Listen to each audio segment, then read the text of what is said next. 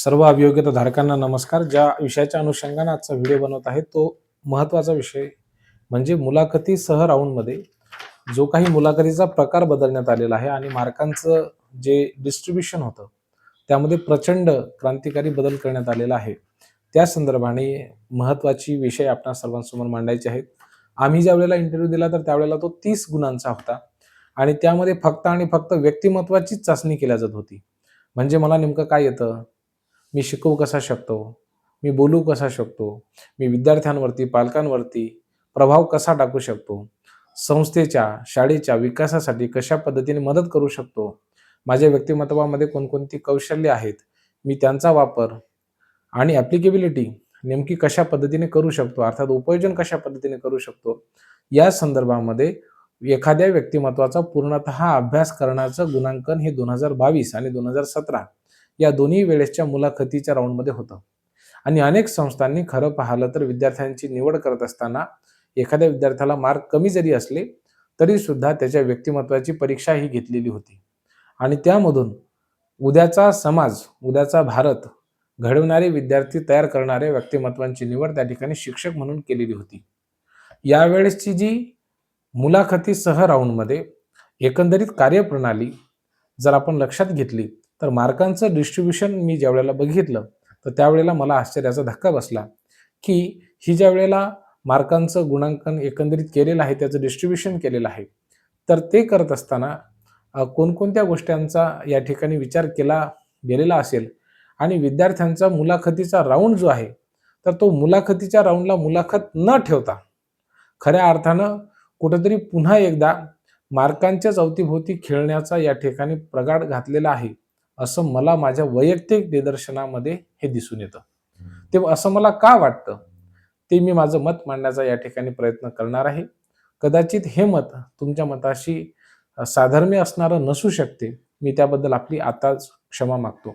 परंतु मी जे मुद्दे या ठिकाणी मांडणार आहे ते तुम्ही आधी लक्षात घ्यावेत आणि मला असं वाटतं की ते निश्चितच हे एकंदरीत जे धोरण ठरवलं गेलेलं आहे त्यामध्ये ज्या विद्यार्थ्यांचं चांगलं व्यक्तिमत्व असून थोडेसे मार्क कमी आहेत त्या विद्यार्थ्यांना अत्यंत मारक आहे असं मला वाटतं. मी पुन्हा एकदा सांगतो, ज्या विद्यार्थ्यांना कमी मार्क्स आहेत परंतु जे अतिशय चांगलं शिक्षक म्हणून कार्य करू शकतात अशा विद्यार्थ्यांच्या दृष्टिकोनातून हे प्रचंड मारक आहे असं मला वाटतं आणि म्हणून मी त्या अनुषंगाने माझं मत मांडतोय.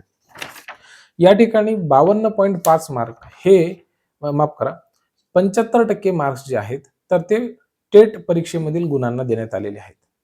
एक गोष्ट आपण लक्षात घेतली पाहिजे की जर एकाच 3 उमेदवार जात असतील तर मेरिट जे आहे या तिघांचा त्यामध्ये फारशी तफावत नसणार आहे. एखाद्या शाळेचा, महाविद्यालयाचा मेरिट हा जर समजा 115 गुण असेल एखाद्या कॅटेगरीसाठी, open, EWS, SC, ST, VJNT किंवा मग समांतर आरक्षणापैकी कुठलाही 115 मार्क आहेत समजा, तर एकाच 3च उमेदवार पाठवून राहिले एका पदासाठी तुम्ही, तर मागचा जो विद्यार्थी त्याला काही फार 110, 105 असे मार्क राहतील असं नाही, जवळपास त्याच रेंजमध्ये असतील मार्क्स. त्यामुळं हा पहिला कॉलम जो आहे तर तो जवळपास सगळ्या विद्यार्थ्यांसाठी सारखाच असेल. आता दुसरं काय त्यांनी सांगितलं की तुमचे व्यावसायिक अर्हतेमध्ये जर समजा एखाद्याचं BEd असेल आणि दुसऱ्याचं MEd असेल तर MEd असणाऱ्या विद्यार्थ्याला अधिक मार्क दिले जातील. तर ही चांगली गोष्ट आहे, अतिशय चांगली गोष्ट आहे की त्या विद्यार्थ्याने BEdच्या व्यतिरिक्त अर्हताही प्राप्त केलेली आहे. पण अडचण अशी आहे की जर समजा 2 विद्यार्थी BSc BEd वर आहेत, मग त्या ठिकाणी डिस्ट्रीब्युशन फरक कुठं दिसून येईल तर त्यांनी डिग्री आणि व्यावसायिक अर्हता किंवा PG ही प्रावीण्यासह प्राप्त केलेली आहे, प्रथम श्रेणीमध्ये प्राप्त केली आहे, द्वितीय श्रेणीमध्ये प्राप्त केली, एकंदरीत त्याचे डिग्रीचे गुण हे मोजले जाणार आहेत. म्हणजे पुन्हा विषय कुठं आला तर मार्कांवरती आला. पहिले टेटचे मार्क घेतले, नंतर घेतले डिग्रीचे आणि MScचे आणि BEd अथवा MEdचे मार्क्स. ठीक आहे. आता पुढचा जो टप्पा आहे तो त्यांनी काय सांगितलं विद्यार्थी मित्रांनो, लक्षात घेतलं पाहिजे आपण. मुलाखत, व्यक्तिमत्व चाचणी, संभाषण आणि कौशल्याच्या विशेष संदर्भामध्ये एकूण गुण दिले आहेत फक्त 5. मग जर मुलाखतीचा राऊंड आहे तर मुलाखतीला जास्त वेटेज असलं पाहिजे. जे विद्यार्थी विदाऊट इंटरव्ह्यू सिलेक्ट होऊन राहिले एखाद्या विद्यार्थ्याला समजा प्रथम श्रेणीमध्ये मार्क आहे, दुसरा विद्यार्थी प्रावीण्यासह प्राप्त आहे, पास आहे, म्हणजे 75% पेक्षा जास्त एखाद्या विद्यार्थ्याला मार्क आहे, एका विद्यार्थ्याला 60% मार्क आहेत. मग 60% मार्कवाल्याला जर समजा 150 मार्क असले आणि 75% जास्त मार्क्स पेक्षा जास्त मार्क ज्यांना आहेत त्यांना जर समजा कमी मार्क असले, तर त्या ठिकाणी ज्याला टेटमध्ये जास्त आहे तोच लागून राहिला, त्याचे डिग्रीचे मार्क्स नाही कन्सिडर होऊन राहिले. विथ इंटरव्ह्यू मध्ये ती अडचण आहे. जर तुम्हाला मुलाखतच घ्यायची आहे आणि पर्सनॅलिटी जर चेक करायची आहे, तर तिथे गुणांचा अंतर्भाव का असावा. आता ही जी काही पद्धत त्यांनी निवडलेली आहे, ही तुम्हाला माहित असेल सिनियर कॉलेजला जे प्राध्यापक निवडले जातात त्यासाठी जी असते तीच या ठिकाणी निवडली गेलेली आहे.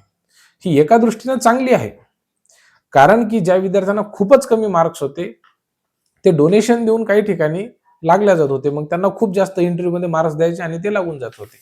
म्हणजे त्या ठिकाणी कुठेतरी भ्रष्टाचार होत होता की काय, अशा पद्धतीचं शिक्षण विभागाच्या लक्षात आलेलं असावं आणि म्हणून हा प्रकार त्यांनी केलेला असावा. म्हणजे हा स्वागतार्ह आहे, याच्यामध्ये काही शंका नाही आहे.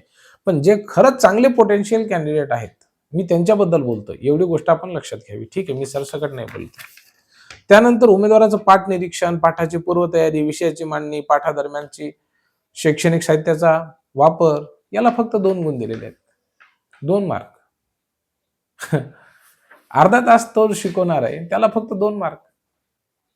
म्हणजे कुठंतरी हे जे काही निकष बदलले आहेत ना, हे थोडेसे त्या दृष्टिकोनातून जर आपण पाहिलं तर मला थोडं कठीण वाटते. पाठामध्ये विद्यार्थ्यांचा सहभाग याला 1 गुण आहे आणि अध्यापन कौशल्याला मात्र 5 गुण दिलेले आहेत. ही गोष्ट चांगली आहे. पण तरी सुद्धा जास्तीत जास्त गुण किती द्यायचे आहेत? त्या ठिकाणी 10. तर हे अध्यापन कौशल्याला 5 आणि मुलाखतीला 5 अशी मिळून 10 गुण दिलेत. आणि हे टोटल किती मार्कांचं केलं तर 100 मार्कांचं. त्याच्यामध्ये मुलाखतीला किती तर 5 मार्क. बाकी तर मग टीचिंग कौशल्यच आहे, अध्यापन कौशल्य आहे. तर मला असं वाटतं की मुलाखतीमध्ये विद्यार्थ्याच्या एकंदरीत व्यक्तिमत्वाला गुण देता आले पाहिजे. जसं तुम्ही UPSCचे इंटरव्ह्यू बघता, MPSCचे इंटरव्ह्यू बघता, त्या मुलाखतीमध्ये एखाद्याच्या संपूर्ण व्यक्तिमत्वाबद्दल माहिती विचारली जाते. आता आम्ही ज्या वेळेला इंटरव्ह्यू दिला तर मला माझ्याबद्दल विचारलं, माझ्या हॉबीजबद्दल विचारलं, माझ्या ज्या काही आवडीनिवडी आहेत तर मी त्यांचा वापर संस्थेच्या विकासासाठी कशा पद्धतीने करेल त्याबद्दल विचारलं. त्यानंतर मी ज्यावेळेस वाचनाची सवय सांगितली तर मला त्यांनी अनेक पुस्तकांची नावं विचारली, त्यांचे लेखक विचारले. त्या लेखकांना मी ज्यावेळेस त्यांची नावं सांगितली तर त्यांनी मला अक्षरशः हेही प्रश्न केला होता, मी त्यावरती एक नंतर व्हिडिओ बनवेल की मला नेमकं काय काय विचारलं गेलं होतं इंटरव्ह्यूमध्ये. पण ते प्रश्न आता ह्याच्यामधून सगळे गायबच केलेले आहेत. व्यक्तिमत्वाला फक्त 5 गुण दिलेले आहेत, म्हणजे 5 गुणांमध्ये त्याने काय काय करायचं, त्याचा कॉन्फिडन्स चेक करायचा की काय चेक करायचं. एवढं करूनही जर समजा त्याला 10 पैकी 10 मार्क पडले तरी सुद्धा तो विथ इंटरव्ह्यू मध्ये सिलेक्ट होईल याची शाश्वती नाही, कारण की त्याला मग ते डिग्रीला, PGला, BEdला किती मार्क्स होते आणि टेटमध्ये किती मार्क्स आहेत, ह्याला 75% वेटेज दिल्याच्या नंतर ते फार कठीण होऊन जातं. म्हणजे 90% वेटेज हे फक्त तुमच्या गुणांना दिलेलं आहे आणि फक्त 5% वेटेज हे तुम्हाला मुलाखतीला दिलेलं आहे आणि 5% अध्यापन कौशल्याला. तर अध्यापन जरी सुरुवातीला साधं असलं पण नंतर नंतर खूप चांगल्या पद्धतीने होते. एखादं व्यक्तिमत्व असेल की त्याला प्रचंड ज्ञान आहे, तू कदाचित पेपरमध्ये व्यवस्थित इम्प्लिमेंट त्याला करता आलेलं नसेल, पण तू अध्यापन करत असताना तो चांगल्या पद्धतीने शिकवू शकतो ना. आम्ही असे अनेक जण पाहतो की ज्यांचं PhD झालेलं असतं पण त्यांना शिकवण्याच्या वेळेस अडचण निर्माण होते. काही जण असे असतात की ज्यांचं साधं DEd झालेलं असतं पण ते खूप सुंदर शिकवू शकतात. तर ह्या गोष्टींचा जर आपण विचार केला तर हे जो काही फॅक्टर आहे मुलाखतीला दिलेले अत्यंत कमी वेटेज 5 मार्कांचं, ते मला खूपच म्हणजे ते विद्यार्थ्यांच्या दृष्टिकोनातून असं की ज्यांचं व्यक्तिमत्व फार चांगलं आहे आणि त्यांना मार्क्स कमी आहेत अशा विद्यार्थ्यांच्या दृष्टिकोनातून थोडंसं चुकीचं वाटते. अर्थात ज्या कमिटीने हा निर्णय घेतलेला आहे त्या कमिटीने पूर्ण विचार करूनच हा निर्णय घेतलेला असेल आणि त्या ठिकाणी विचारमंथन देखील झालं असेल. माझ्या मनामध्ये ज्या काही शंका उपस्थित झाल्या त्या त्याही ठिकाणी 100% झाल्याच असतील आणि ही विद्वान मंडळी असल्यामुळे त्या ठिकाणी त्यांच्या निर्णयावरती कुठे आपण शंका उपस्थित करत नाही आहोत. उलट त्यांनी घेतलेल्या निर्णयाचं मनापासून स्वागत आहे. माझ्या मनामध्ये जी थोडीशी अशी चुकचूक होती तर मी ती तुम्हाला सांगण्याचा प्रयत्न केला. अर्थातच याचा कोणीही निगेटिव्ह अर्थाने त्याचा अपप्रचार करू नये, मी याची आपणा सर्वांना विनंती करतो आणि येणाऱ्या मुलाखतीसाठी आपणा सर्वांना खूप खूप शुभेच्छा देतो आणि थांबतो. खूप खूप धन्यवाद.